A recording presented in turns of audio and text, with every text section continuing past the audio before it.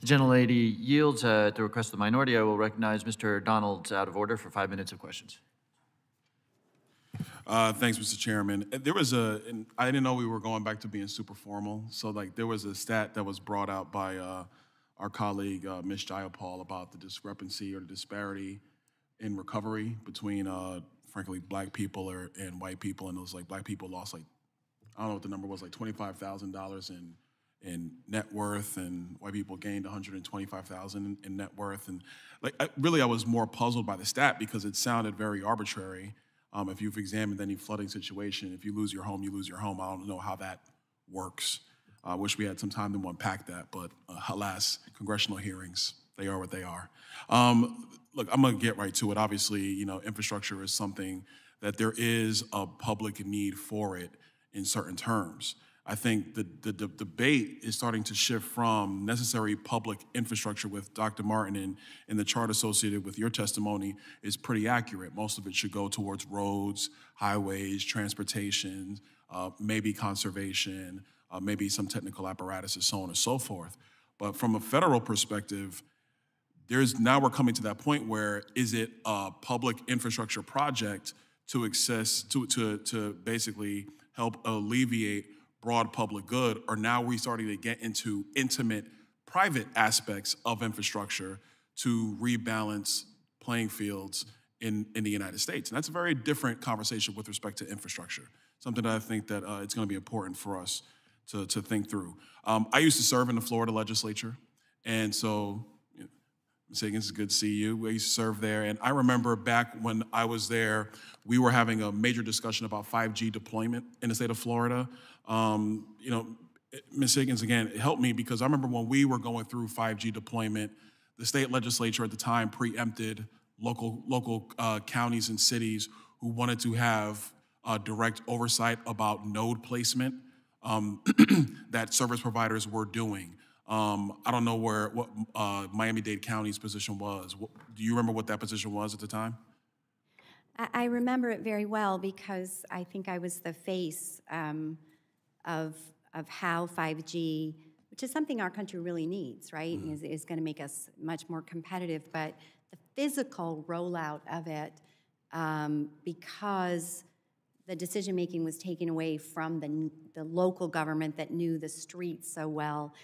What the impact on our streets was literally we could have an AT&T pole next to a Comcast pole next to somebody else's pole.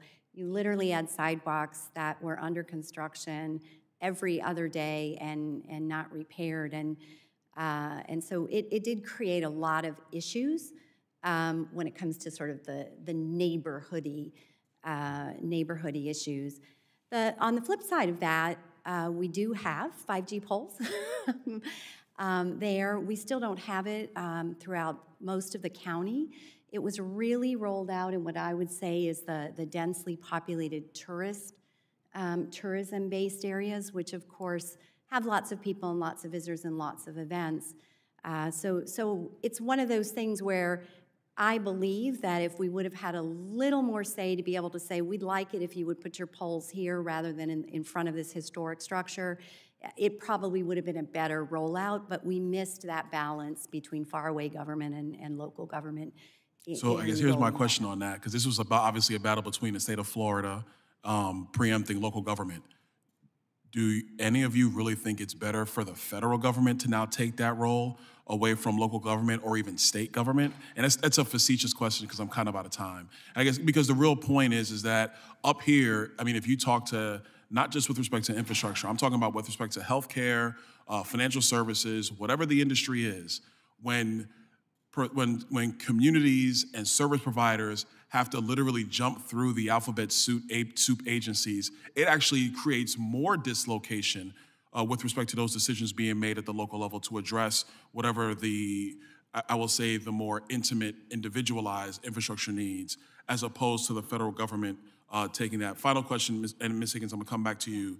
What would you say are the biggest barriers right now that exist with respect to permitting projects that exist, I'm just specifically Miami-Dade County, that have federal dollars assigned to it? What do you say were the biggest roadblocks to that? Well, for us, I think you raise a really good point that sometimes we do need, whether it's the state government, local government, we're in partnership with the state, we're in partnership with our federal governments, and it's okay that you have eyes and, a different set of eyes and a different pair of ears looking at projects. And so I'm not saying that all federal, permitting questions need to go away, but I do think we need to find a way to make them go more quickly. And by the way, with this influx of infrastructure dollars, one of the things that does worry me is, are we staffing up to make sure that approval processes, because the federal government right now is providing some of this, are we staffing up appropriately to make sure that those agencies can help, whether it's state-funded projects or local-funded projects, get out the door more quickly? Ms. Higgins, I actually share that concern, because from what I've seen around this place, that answer is flat out no. Yeah, well, Mr. Chairman, thanks for the indulgence. I yield back. The gentleman yields back.